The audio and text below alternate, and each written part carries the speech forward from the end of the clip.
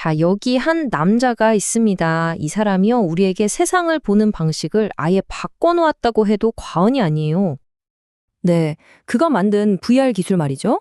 이건 뭐 현실보다 더 진짜 같은 그런 완벽한 가상세계를 우리 눈앞에 펼쳐 보였잖아요. 완전히 새로운 경험의 문을 활짝 열어준 거죠. 그런데 말이죠. 이제 그는 완전히 다른 꿈을 꾸고 있어요. 뭐냐면 인공지능이 알아서 적을 찾아내고 심지어 인간의 허락 없이 방아쇠까지 당기는 그런 무기를 만드는 겁니다.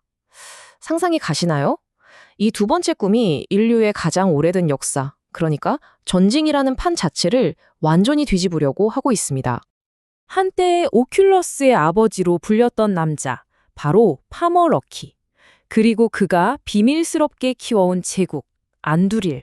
오늘 이 이야기에 대해 깊이 파고들어 보겠습니다. 그러니까 파머 럭키의 이야기는요, 정말 극과 극을 달리는 두 가지 꿈에 대한 이야기라고 할 수 있어요. 하나는 우리 모두를 이어주는 가상세계, 그리고 다른 하나는 현실의 전쟁터를 지배하는 자율무기. 정말 다르죠? 보세요. 그의 첫 번째 꿈이었던 오큘러스는 우리 모두를 연결하겠다는 그런 비전을 제시했잖아요. 그런데 두 번째 꿈, 안두릴은 민주주의를 지키는 무기를 만들고 있어요. 아니, 도대체 어떻게 한 사람 머릿속에서 이렇게 정반대의 그림이 나올 수 있었을까요? 자, 그 답을 찾으려면 우리 시간을 좀 거슬러 올라가 봐야 합니다. 실리콘밸리 전체를 열광시켰던 한 천재 소년의 이야기, 여기서부터 한번 시작해 보죠. 파머 럭키의 성장 스토리는요, 진짜 신화 그 자체였어요. 10대 때 학교도 안 다니고 홈스쿨링을 하면서 부모님 차고에서 혼자 VR 시제품을 뚝딱 만들던 그런 소년이었거든요. 그러다 19살에 킥스타터라는 펀딩 사이트에 이걸 올렸는데 이게 그냥 대박이 난 겁니다. 그리고 불과 2년 뒤 21살에 자기 회사를 페이스북에 팔면서 순식간에 실리콘밸리의 아이콘이자 억만장자가 된 거죠. 정말 영화 같지 않나요? 이때 페이스북이 낸 돈이 얼마냐면 무려 20억 달러예요. 우리 돈으로 환산하면 2조 원이 훌쩍 넘는 어마어마한 금액이죠. 당시 마크 저커버그는 럭키의 비전이 그냥 게임기 만드는 수준이 아니다. 이건 미래의 소통 방식 자체를 바꿀 거다. 이렇게 확신하고 그야말로 모든 건 베팅한 겁니다. 그러니까 럭키가 진짜 꿈꿨던 건 그냥 좀 더 실감나는 게임? 이런 게 아니었던 거예요. 이 VR 기술로 인간의 경험이라는 것 자체를 한 단계 확장시키고 싶었던 거죠. 생각해보세요. 가상세계 안에서 우리가 시간이나 공간에 얽매이지 않고 완전히 새로운 방식으로 서로 만나고 또 배우고 그런 미래를 본 겁니다. 그런데 이렇게 눈부시게 빛나던 성공 신화가요, 정말 아무도 예상 못한 방향으로 흘러가기 시작합니다. 실리콘밸리의 상징과도 같았던 그가 자기가 만들었다고 해도 과언이 아닌 그 세계에서 하루아침에 쫓겨나게 되거든요. 아니, 왜 그랬을까요? 이걸 이해하려면 당시 실리콘밸리의 좀 독특한 문화를 알 필요가 있어요. 거기엔 Don't be evil, 그러니까 사악해지지 말자는 유명한 불문율 같은 게 있었어요. 이게 뭐냐면 기술은 무조건 세상을 더 좋게 만드는 데 써야 한다는 그런 일종의 자부심, 정체성 같은 거였죠. 그런데 2016년에 바로 이 믿음을 정면으로 깨버리는 사건이 터집니다. 파머 럭키가 트럼프를 지지하는 정치단체에 돈을 댔다는 사실이 딱 걸린 거예요. 이 일로 그는 순식간에 실리콘밸리의 가치를 배신한 놈, 이렇게 낙인이 찍혀버렸고 결국 2017년에 자기가 세운 회사에서 조용히 해고당하고 맙니다. 실리콘밸리에서 쫓겨난 천재. 자, 이제 그의 이야기는 여기서 끝나는 것처럼 보였죠. 하지만 모두의 예상을 완전히 뒤엎고 그는 미국의 가장 오래되고 보수적인 산업, 바로 방위 산업에서 아주 화려하게 부활합니다. 그는 실리콘밸리의 거물이죠. 페이팔 마피아의 대부, 피터 틸의 전폭적인 지원을 받아서 안두릴이라는 회사를 세웁니다. 그리고 기존 방산업체들이 일하는 방식을 그냥 완전히 박살내버렸어요.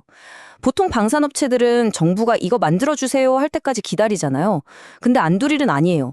자기들 돈으로 AI 감시탑 센트리타워나 여러 드론을 하나로 묶는 운영체제 레티스 같은 걸 먼저 똑딱 만들어서 이거 한번 써보세요, 끝내줍니다 하고 현장에서 보여주는 그런 실리콘밸리식 속도전을 방산에 도입한 겁니다.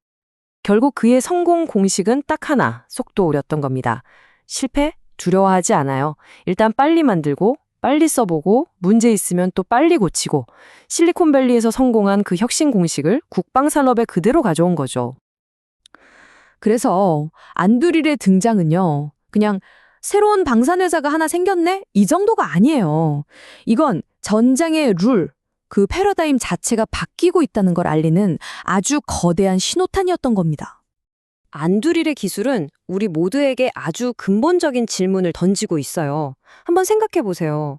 AI가 알아서 전장 상황을 판단하고 목표물을 정해서 공격까지 한다면 우리는 이 죽고 죽이는 결정을 기계한테 맡길 준비가 정말 되어 있을까요?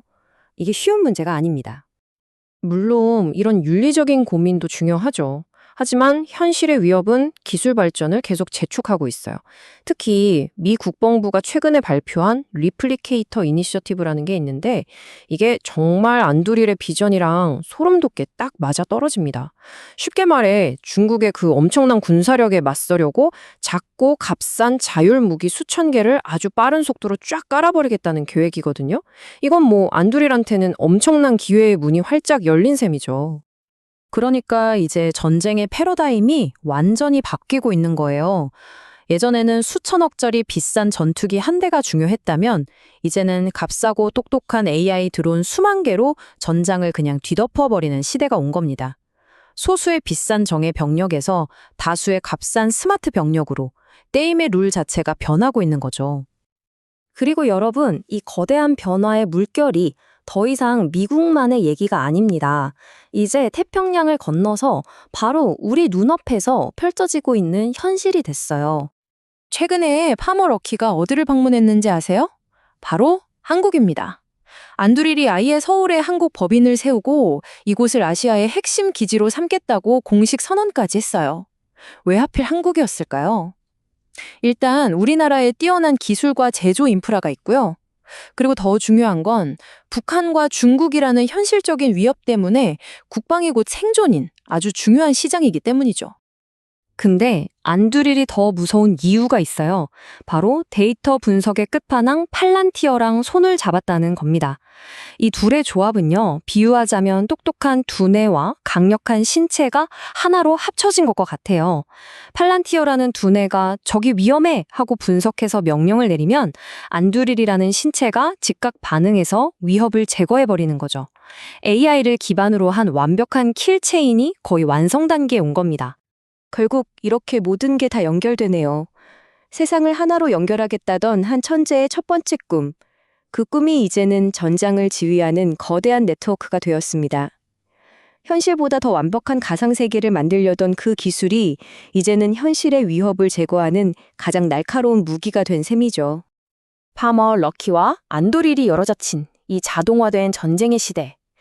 이건 이제 더 이상 SF 영화 속 얘기가 아닙니다. 바로 지금 우리 눈앞에 닥친 현실이에요. 그렇다면 남은 질문은 딱 하나겠죠.